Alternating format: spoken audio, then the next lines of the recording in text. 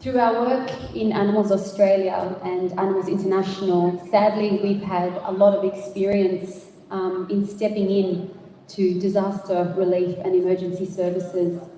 And to give you an example, over the years, we've had many rounds of involvement in Gaza with the multiple years of conflict, and particularly in this last sad war that's raging on. So we've worked with animals in Gaza and in Palestine. We've also worked extensively in bushfire relief. Australia is very susceptible to fires and bushfires. We've also worked in floods, and in fact we were part of the relief support in Pakistan during the 2022 flooding with our esteemed colleague Faisal Ullah, who was our eyes on the ground and facilitated the rescue mission there. We were also heavily involved in the global pandemic issues through COVID. We were issuing a lot of grants and a lot of support to organisations around the world who all of a sudden found themselves with no money because tourists stopped coming throughout COVID, which meant that they could no longer sustain their sanctuaries and their rescue operations. So we've had quite an extensive experience nationally in Australia and around the world.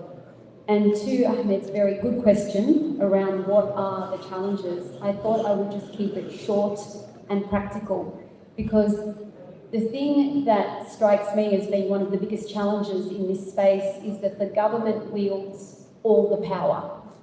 And often they like to operate in their own vortex, their own universe when it comes to policy and management. And we've come at a time in human history where non-government organisations are really the experts when it comes to these kinds of issues. And so the biggest challenge that we see is a lack of collaboration and a lack of coordination between the government and the experts on the ground within the NGOs. And so, for example, in 2020, we had one of the most horrendous bushfires in Australia, the mega fires, and these fires burnt for months. And to give you an example, 1 billion animals were killed in the fires, 1 billion. And something like 18.6 million hectares were burned across Australia. This was a nightmare. And what we discovered was that the government was in over its head. They had these lovely policies that they had written many years ago and were sitting in a drawer in the bottom of a filing cabinet at the Department of Environment. And the NGOs were knocking at the door, begging to be let in to help with the disaster relief and the emergency management. And it took several months for the government to finally admit that they were in over their heads. But this egregious tragedy led to a very strong collaboration between NGOs and the government in disaster relief. It actually led to a Royal Commission inquiry in Australia, which held that the preparedness, the response, the coordination, the recovery of the government was not good enough. And so they had to invite the NGOs to have a seat at the table. And we're currently going through our fire season at the moment because it's a hot summer that's just starting in Australia. And of course, we're seeing the devastation happening in LA at the moment. So these issues are real and they will only intensify. And so the biggest challenge I see and the biggest invitation I see is for the NGOs to continue knocking on the doors of government and to ensure that you have a seat at the table, because it's the vets and the emergency management crew within these organisations that hold the power and hold the knowledge in terms of the recovery and the response. And so that's what I see as the biggest challenge in practical terms. In terms of other areas of challenges, it is also about advocacy. We find when we stepped in to help the Salalah Animal Rescue Group in Gaza, which is the only animal welfare group in Gaza, up to 77 countries donated hundreds of thousands of dollars to our relief fund, which enabled vet supplies and food to be assembled. But what we realised was, in terms of advocacy, people don't want to feel helpless. They want to feel empowered. And so being able to personalize the story, not just about the animals, but about the human faces that are helping the animals on the ground. This is what allows people to feel that sense of empowerment and that sense of giving. And of course, social media helps a lot with that. So finding that way through in terms of advocacy and communication where you don't sort of leave the helpers and the backers in terms of the financial support. You don't leave them feeling a sense of helplessness. You want them to feel empowered. And so that's also about fine advocacy and fine communication, which of course, that's the expertise that sits in this powerful group of NGOs. So that's the invitation. And that's what I see as being the practical opportunities and challenges. Thank you.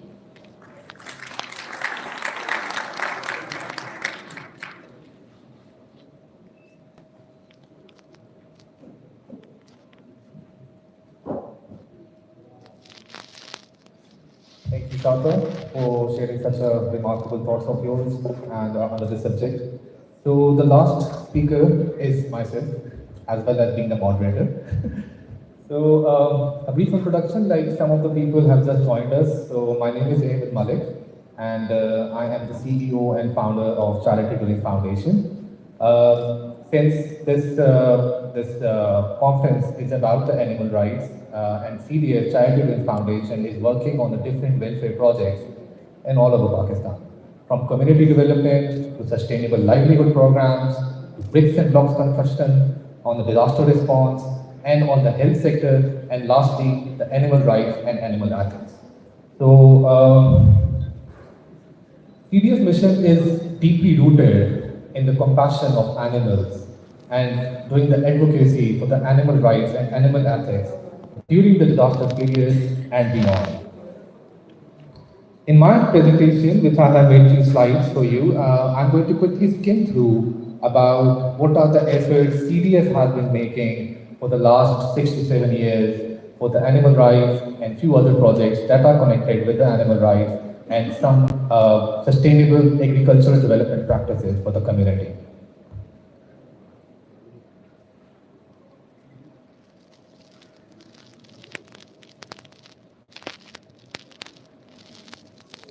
In my first line, animals often become the forgotten victims during the national disasters.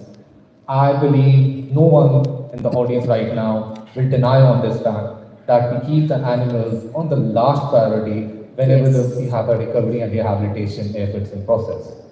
So we always look up to the humans only. And if we see this planet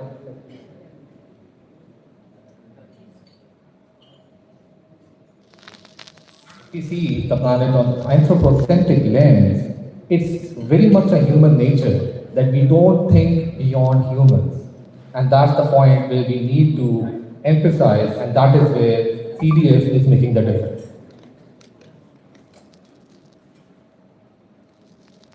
So, CDF vision centers on the interspecies justices, recognizing animals as special creatures which would deserve equal love, kindness, and compassion.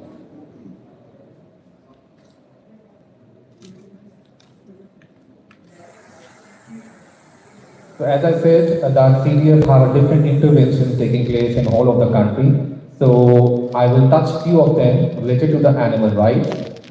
CDF has developed a multifaceted approach in developing animal rights and animal ethics. If we talk about the droughts, Pakistan is a disaster-prone country, and Pakistan has 42 most vulnerable districts for the disasters. So we get activated whenever the disaster of drought strikes, because when we talk about drought, we talk about the animals who are completely lost of, they're living with no shelter, no water, and no food. Recently, we did our efforts in 2022 when the drought struck in South Punjab, and that was Bahawalnagar. We mobilized 12 tons of silage feed from Lahore to South Punjab, which is quite of a distance, and made the silage feed available there for all the drought-affected animals.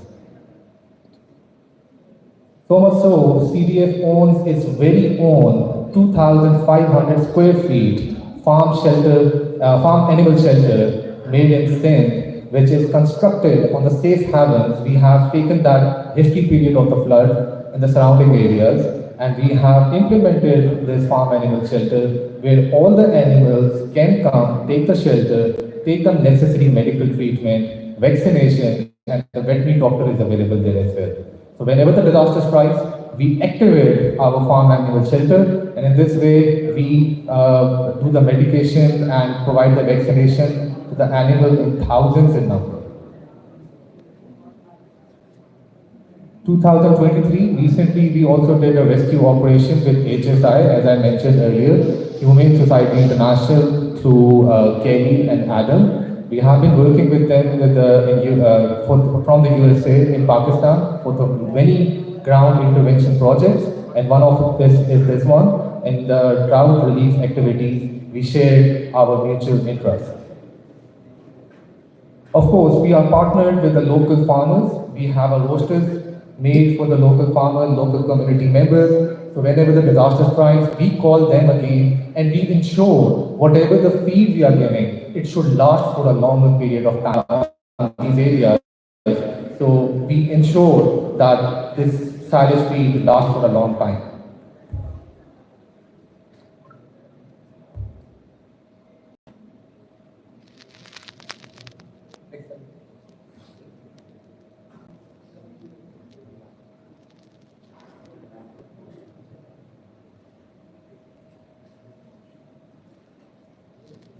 Next slide, please.